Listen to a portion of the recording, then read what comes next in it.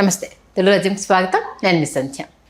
ప్రస్తుతం హీరోలలో ఎవరైనా చాలా బిజీగా అప్కమింగ్ ప్రాజెక్ట్స్కి సంబంధించి చాలా క్లారిటీగా ఉన్నారు అని అంటే ఏకైక పేరు అల్లు అర్జున్ గారు. నిజంగా 2029 వరకు తన స్కెడ్యూల్ని ఆయన ఫిక్స్ చేసేసుకున్నారు. ఆయన లైనప్ చేసిన డైరెక్టర్స్ విషయంలోనే పెద్ద ఎత్తున చర్చ జరుగుతుంది. అట్లీ గారి సినిమా ఏరేం సౌండ్ చేస్తుందో రాక ఒక చిన్న పోస్టర్తో చిన్నపాటి ప్రకంపనలు అలా క్రియేట్ చేసేసారు. నెక్స్ట్ లోకేష్ కనకరాజన్తో, ఆ తర్వాత మలయాళ డైరెక్టర్ కమ్ హీరో బాసిల్ జోసెఫ్తో ఈ మూడు లైనప్ చేశారు. బాసిల్ జోసెఫ్ కూడా రీసెంట్గా తన ఇన్స్టా అకౌంట్లో అఫీషియల్గా ఐకాన్ టోపీ పెట్టేసి కమింగ్ అప్ అనేసంకు పెట్టేశారు. దీంతో పాటు పుష్ప 3ని కూడా 2029 లోపు తీసుకొచ్చేందుకు ప్రయత్నాలు జరుగుతున్నాయి. ఏంటి స్పీడు, సినిమా లైనప్స్ గురించి ఎలాంటి క్లారిటీతో ఉన్నారో తెలుసుకునే ప్రయత్నం చేద్దాం. చరిత్రకారులు, సినీ రాజకీయ విశ్లేషకుడు చిలకడ శ్రీకాంత్ గారు మనతో ఉన్నారు. ఆయన మాటలు. శ్రీకాంత్ గారు నమస్తే అండి. నమస్కారం సార్. ఏంటి అల్లు అర్జున్ ప్లానింగ్ చూస్తే పాన్ ఇండియా కంటిన్యూ అయ్యేది చాలా స్పష్టంగా కనిపిస్తుంది, ఏమంటారు?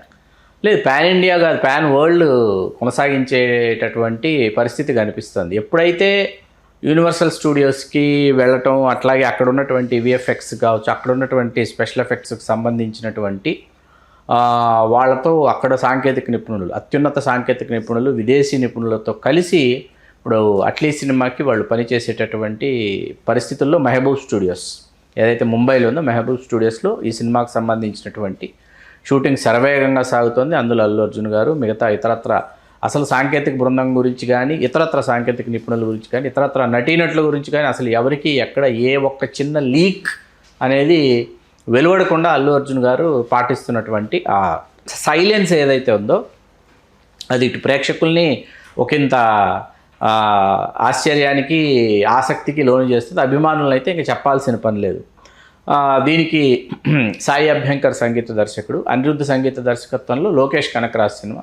అది తమిళంలో బాగా ప్రజామోదం పొందినటువంటి ఒక ఫిక్షన్ ఏదైతే ఉందో ఆ ఫిక్షన్ నవలకి సంబంధించి దానిని ఫారెస్ట్ బ్యాక్డ్రాప్లో జరిగేటటువంటి ఒక ఫిక్షన్. అందులో మళ్ళీ సోషియో ఫ్యాంటసీ కూడా ఉంటుంది. దానిని అక్కడ అసలు అటువంటి ఒక నేపథ్యం లోకేష్ కనకరాజ్ ఎంచుకోవడం చాలా విచిత్రమైనటువంటి విషయం. లోకేష్ కనకరాజ్కు ఉన్నటువంటి విలన్లు కావచ్చు, సెటప్లు కావచ్చు, నేపథ్యాలు కావచ్చు, ఇవన్నీ ఏంటంటే లోకేష్ కనకరాజ్ ఈజ్ డిఫరెంట్. అట్లాంటిది లోకేష్ కనకరాజ్ తనను తాను సరికొత్తగా ట్రాన్స్ఫార్మ్ చేసుకోవడానికి లోకేష్ కనకరాజ్ అల్లు అర్జున్ ఎంచుకోవడం అసలు ఎవరు ఊహించలే. ముందు బాసిల్ జోసెఫ్తోనే చేస్తాడని అందరూ అనుకున్నారు. త్రివిక్రమ్ గారా బాసిల్ జోసెఫ్ అనుకున్నప్పుడు త్రివిక్రమ్ గారిది పక్కన పెడితే అందరూ బాసిల్ జోసెఫ్ అనుకుంటే అట్లీ ప్రాజెక్ట్ పట్టాలెక్కింది. అసలు ఊహించకుండా అట్లీ తర్వాత బాసిల్ జోసెఫ్ అనుకుంటే లోకేష్ కనకరాజ్ సినిమా అది పట్టాలెక్కబోతోంది. బాసిల్ జోసెఫ్ మిన్నాల్ మురళి సినిమాతో అతను ఇంకొక 2 సినిమాలు తీసినప్పటికీ దర్శకుడు, అవి కూడా చాలా మంచి సినిమాలు.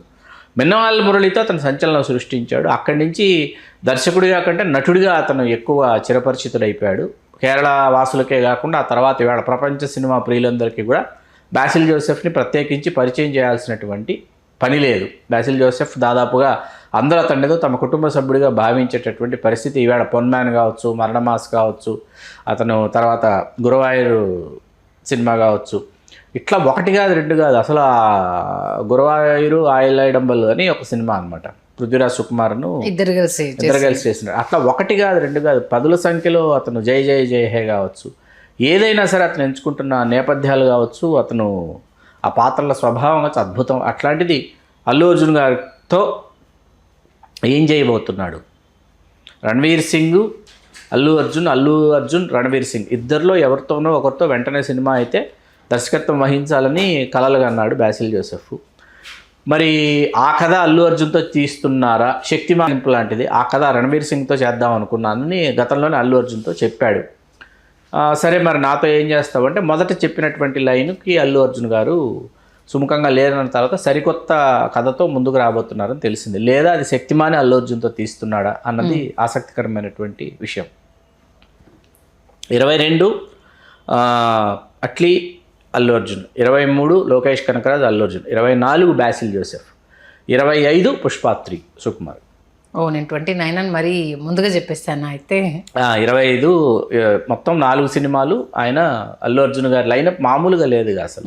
ఎందుకంటే మీకు అంచనాలు పెంచే ప్రాజెక్టులే ప్రతిదీ. అట్లాగే ఏంటంటే తనని తాను పాన్ ఇండియా కాదు పాన్ వరల్డ్కి, ఇప్పుడు తమిళ దర్శకులు మనమందరం అనుకుంటాం తమిళ దర్శకులకి ఇక్కడ మాత్రమే మార్కెట్ ఉంది, ఇక్కడ మాత్రమే క్రేజ్ ఉందంటే కాదండి. ప్రపంచవ్యాప్తంగా తమిళ దర్శకులకి క్రేజ్ ఉంది. ఆ క్రేజ్ని వాళ్ళు సెల్ఫ్ మేడ్గా వాళ్ళు తయారు చేసుకున్నదే, వాళ్ళు సంపాదించుకున్నదే. కాబట్టి ఏంటంటే ఇప్పుడు అల్లు అర్జున్ అనేటప్పటికి అంత క్రితం చేసినటువంటి సినిమా ఏది, అట్లీ ఎవరితో చేశాడు, షారుఖ్ ఖాన్తో చేశాడు, ఆ సినిమా ఎంత వసూలు సాధించింది, ఏ దేశాల్లో ఏ విధంగా పెర్ఫామ్ చేసింది. అట్లాగే లోకేష్ కనకరాజ్కి వాళ్ళు ఉన్నటువంటి యూనివర్సల్ ఆప్లాజ్ కావచ్చు, అతను నేను అంగీకరిస్తున్నటువంటి, మరీ ముఖ్యంగా మాస్ మసాలా కథాంశాలతో మాస్ మసాలా దట్టించే ప్రేక్షకులను అతను మంత్రముగ్ధుల్ని చేస్తున్నటువంటి ఆ పద్ధతి ఏదైతే ఉందో దానికి ప్రేక్షకులు ఇవాళ శిరసు వంచి అతనికి వాళ్ళు చేస్తున్నారు, అభివాదం చేస్తున్నారు. ఎందుకంటే సినిమా అనేది మాస్ మీడియం అండి. సినిమా ఎక్కువ మంది ప్రేక్షకులు ఎక్కువసార్లు థియేటర్కి వస్తే వాళ్ళకి నచ్చినటువంటి అంశాలు ఉంటేనే సినిమా చూస్తారు. అలాగే బాసిల్ జోసెఫ్, అతని ఇవాళ బాసిల్ జోసెఫ్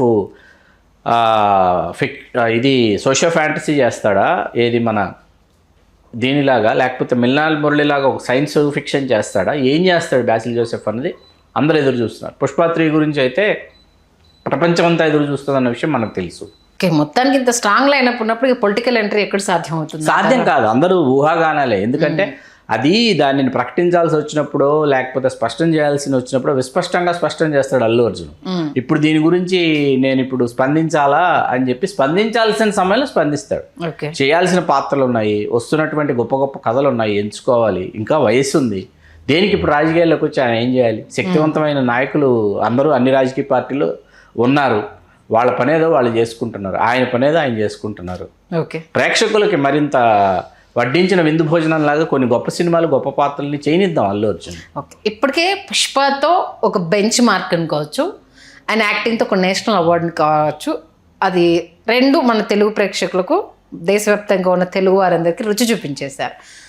రాకా పర్ఫార్మెన్స్ కావచ్చు, స్టోరీ కావచ్చు, లేకపోతే లోకేష్ కనకరాజ్తో కావచ్చు, జోసెఫ్ బాసిల్తో కావచ్చు, అంటే ఏ రకమైన స్టోరీస్ ఉంటాయి అనేసి, అంటే అల్లు అర్జున్ ఆ కాన్సెప్ట్లో, అంటే ఇప్పుడున్న ఈ ట్రెండ్కి తగ్గట్టు ఎలాంటి స్టోరీస్ ఎంచుకుంటారు? లేదండి, 4 భిన్నమైన ఒకేలాగా కనిపించినప్పటికీ 3 అట్లీ, లోకేష్ కనకరాజు, బాసిల్ జోసెఫ్ ఒకేలాగా అన్నీ అనిపిస్తాయి.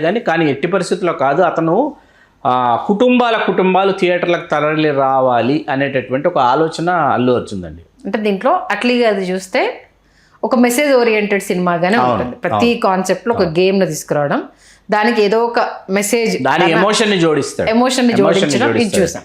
లాస్ట్ తీసిన జవాన్లో కూడా ఒక మెసేజ్ ఓరియంటెడ్, జవాన్ పరిస్థితి ఎలా ఉంటుంది అన్న ఒకటి చూసాం. అంటే రాకా ద్వారా ఎలాంటి మెసేజ్ ఓరియంటెడ్ ఉంటుంది అని అనుకోవచ్చు.